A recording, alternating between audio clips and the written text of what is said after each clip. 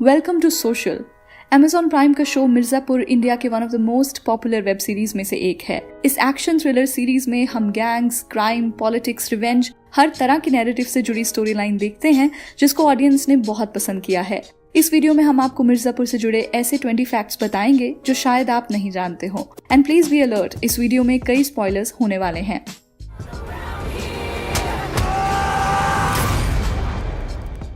Number 1, show में हम मिर्जापुर शहर की कहानी देखते हैं जहां वायलेंस और गुंडा राज देखने को मिलता है, पर रियलिटी में मिर्जापुर एक बहुत ही पीसफुल जगह मानी जाती है।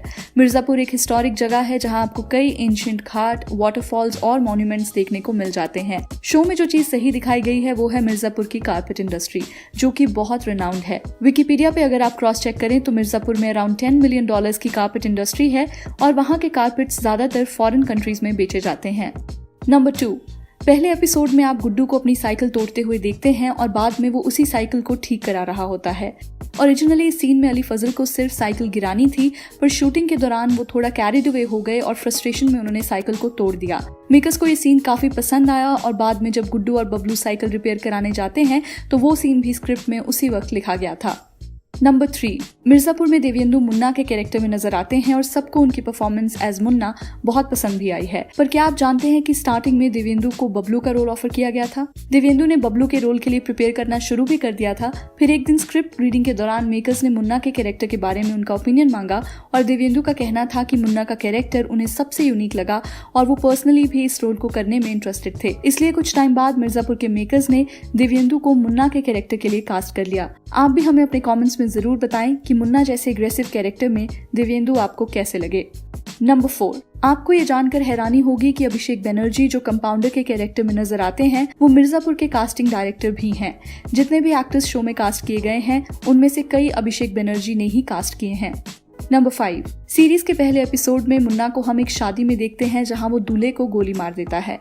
अगर आपने नोटिस किया हो तो सीरीज के आखिरी एपिसोड में भी मुन्ना एक वेडिंग रिसेप्शन पर दूल्हे को गोली मार देता है। देखा जाए तो ये स्क्रीन प्ले वाइज बहुत ही परफेक्शन से लिखे सीन्स हैं जहां फर्स्ट एपिसोड के इंसिडेंट की वजह से ही पूरे शो की कहानी आगे बढ़ती है। मुन्ना के उस शादी में गोली चलाने की वजह से ही आगे रमाकांत पंडित का कैरेक्टर इंट्रोड्यूस होता है जिनके पास उस दूल्हे की फैमिली अपना केस लेके जाती है। इसके बाद आपने देखा होगा कि गुड्डू और बबलू मुन्ना से लड़ पड़ते हैं और वहां से ही पूरे शो की मेन स्टोरी लाइन शुरू होती है। ऐसे ही सीजन के आखिरी एपिसोड में मुन्ना दोबारा एक वेडिंग पे आके वहां गोलियां चलाना शुरू कर देता है और इसके आगे जो भी होता है उसी वजह से सीजन 2 की कहानी तैयार होती है। In short, if Munna is at a wedding that means कोई ना कोई प्रॉब्लम तो जरूर होने वाली है। नंबर 6, मिर्जापुर में हम पंकज त्रिपाठी को अखंडानंद त्रिपाठी यानी कि कालीन भैया के कैरेक्टर में देखते हैं जो कि एक बहुत ही काम एंड कंपोज्ड कैरेक्टर है। मिर्जापुर के लिए जब पंकज जी को अप्रोच किया गया तो उन्होंने देखा कि स्क्रिप्ट में उनका कैरेक्टर बहुत से सीन्स में अब्यूजिव लैंग्वेज यूज करता है जो उनको सही नहीं लगा। उनका मानना है कि अगर आपने किसी कैरेक्टर को पावरफुल दिखाना है तो उसे गाली देने की जरूरत नहीं पड़नी चाहिए। मेकर्स ने भी पंकज जी की बात समझी और स्क्रिप्ट में से ज्यादातर कस वर्ड्स को निकाल दिया। हमारे ओपिनियन में पंकज त्रिपाठी का कैरेक्टर भी स्टैंड आउट इसलिए करता है क्योंकि शो में वो ऐसी अब्यूजिव लैंग्वेज यूज नहीं करता जितना कि बाकी कैरेक्टर्स करते हैं। इसके अलावा पंकज जी की एक्टिंग में इतना ठहराव है कि उनके कुछ बोले बिना ही सिचुएशन की इंटेंसिटी को समझा जा सकता है। नंबर 7, अली फजल को पहले मुन्ना का कैरेक्टर ऑफर किया गया था पर उस कैरेक्टर को उन्होंने रिजेक्ट कर दिया था। फिर कुछ टाइम बाद उन्हें गोविंद पंडित के कैरेक्टर के लिए अप्रोच किया गया जिसको करने में वो ज्यादा इंटरेस्टेड नजर आए। मुन्ना के कैरेक्टर को देवेंदु ने पूरी तरह से जस्टिस किया है और अली फजल गुड्डू के कैरेक्टर में ही ज्यादा सूट करते हैं। आपका इसके रिगार्डिंग क्या ओपिनियन है वो आप हमें अपने कॉमेंट्स में जरूर बताएं। शुरू मजबूरी में किए थे, अब मजा आ रहा है। नंबर 8, विक्रांत मैसी को जब मिर्जापुर में बबलू के कैरेक्टर के लिए अप्रोच किया गया तो उन्हें ये कैरेक्टर और शो की कहानी इतनी पसंद आई कि कुछ पेजेस पढ़ने के बाद ही उन्होंने शो को साइन कर दिया था। विक्रांत अपने कैरेक्टर का एंड जानना नहीं चाहते थे और उन्हें शो के क्लाइमेक्स शूट होने तक नहीं पता था कि बबलू का रोल इस सीजन में ही खत्म हो जाता है। विक्रांत ने बबलू के कैरेक्टर में बहुत ही परफेक्शन से काम किया है और कई फैंस का तो ये कहना है कि मेकर्स को बबलू के कैरेक्टर को सीजन 1 में एंड नहीं करना चाहिए था। आप भी हमें अपने कमेंट्स में जरूर बताएं कि क्या बबलू के कैरेक्टर को सीजन 1 में ही एंड करना ठीक डिसीजन था। नंबर 9, रसिका दुग्गल मिर्जापुर में बीना त्रिपाठी के कैरेक्टर में नजर आती हैं, जो उनके लिए आज तक का सबसे डिफरेंट कैरेक्टर रहा है। जब रसिका को ऑडिशन के लिए बुलाया गया तो उन्हें लगा कि बीना जैसे बोल्ड कैरेक्टर के लिए शायद उन्हें सीरियसली नहीं कंसीडर किया जाएगा, क्योंकि इससे पहले उन्होंने कोई भी ऐसा कैरेक्टर प्ले नहीं किया था। फिर जब ऑडिशन देखने के बाद उन्हें शो में कास्ट किया गया तो उनके लिए भी एक सरप्राइज था। रसिका का कहना है कि बीना का कैरेक्टर एक बहुत ही बोल्ड कैरेक्टर है, पर साथ ही साथ वो शो का सबसे मिस्टीरियस कैरेक्टर भी है। नंबर 10। बहुत कम लोग जानते हैं कि Amazon प्राइम के शो इनसाइड एज के डायरेक्टर्स करण अंशुमन और गुरमीत सिंह ने ही मिर्जापुर को डायरेक्ट किया है। दोनों ही शोज को एक्सेल एंटरटेनमेंट ने प्रोड्यूस किया है, जिसके one of the owners Farhan Akhtar हैं। कंपैरेटिवली मिर्जापुर आज ज्यादा पॉपुलर शो बन गया है, पर शुरुआत में इनसाइड एज की सक्सेस के बाद ही मिर्जापुर शो को बनाने का प्लान किया गया था। नंबर 11। मिर्जापुर के रिलीज के बाद शो को ऑडियंस से तो अच्छा रिस्पांस मिला था, पर क्रिटिक्स ने शो को बहुत ही बुरी रेटिंग्स दी थी। मिर्जापुर को गैंग्स ऑफ वासेपुर का रिप ऑफ कहा गया था और एक पब्लिकेशन ने अपने रिव्यू में लिखा था कि शो में हद से ज्यादा वायलेंस दिखाया गया है और शो की कहानी में कोई मॉरल नहीं है, विच इज प्रॉब्लमैटिक। आप भी हमें इसके रिगार्डिंग अपना ओपिनियन जरूर बताएं। Do you think Mirzapur is problematic? Number 12। Episode 7 में मुन्ना को कंपाउंडर को मारते हुए दिखाया गया है। आपने इस सीन में नोटिस किया होगा कि एक बहुत इमोशनल सीन था और कितनी बेहतरीन तरीके से दोनों एक्टर्स ने सीन में एक्ट किया था। देवेंदु इस सीन को अपना सबसे डिफिकल्ट सीन मानते हैं, क्योंकि इस सीन में उनके डायलॉग्स कोई और कहानी बयान करते हैं और उनके एक्सप्रेशंस कुछ और। आपको अगर ये सीन अच्छे से याद है तो आप समझ सकते हैं कि क्यों देवेंदु ने इसको अपना सबसे डिफिकल्ट सीन कहा है। नंबर 13। मिर्जापुर की स्टोरी में लॉयल्टी का नैरेटिव बहुत अच्छे से दिखाया गया है।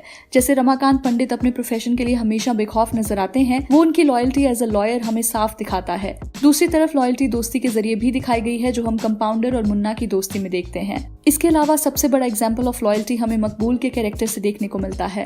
मकबूल कई जनरेशन से त्रिपाठी परिवार का वफादार रहा है और बिना कुछ कहे ही वो सब चीजें संभाल लेता है। शाहजी चौधरी ने मकबूल का कैरेक्टर प्ले किया है और मानना पड़ेगा कि पूरे शो में कम डायलॉग्स होते हुए भी उन्होंने बहुत ढंग से इस कैरेक्टर को पोर्ट्रे किया है। हमारे ओपिनियन में मकबूल का कैरेक्टर बहुत ही अंडररेटेड है और दूसरों के कंपैरिजन में इस कैरेक्टर को इतनी लाइमलाइट नहीं मिली है। आपका इसके रिगार्डिंग क्या कहना है वो आप हमें कमेंट्स के थ्रू बता सकते हैं। नंबर 14। शाहजी चौधरी मिर्जापुर के अलावा कई पॉपुलर फिल्म्स का भी पार्ट रहे हैं। फिल्म जोधा अकबर में वो अदम खान के रोल में नजर आते हैं। फिल्म पीके में वो तपस्वी महाराज के बॉडीगार्ड बने थे और ऐसी कई फिल्म्स रही हैं जहां उन्होंने कई छोटे कैरेक्टर्स प्ले किए हैं। नंबर 15। पूरे सीरीज में आपने बैकग्राउंड में कई दुकानों के नेम बोर्ड्स या दीवार पर लिखे टेक्स्ट नोटिस किए होंगे। इंटरेस्टिंग बात यह है कि इन सभी जगह के नाम शो के क्रू मेंबर्स पर रखे गए हैं।